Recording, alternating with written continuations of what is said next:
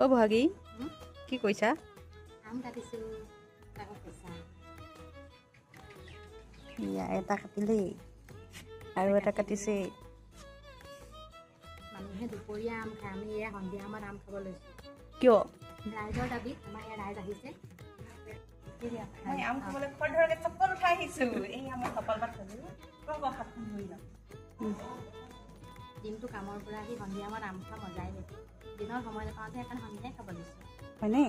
আৰু কি আছে বাকী এটি আছে কি তই খুজিব নেকি দিব নেকি আহিব ইমান ঐ পতি আম দিব নি আমকেইটা ঘৰৰ পৰা নাহি আমকেইটাবোৰ নাভাবিব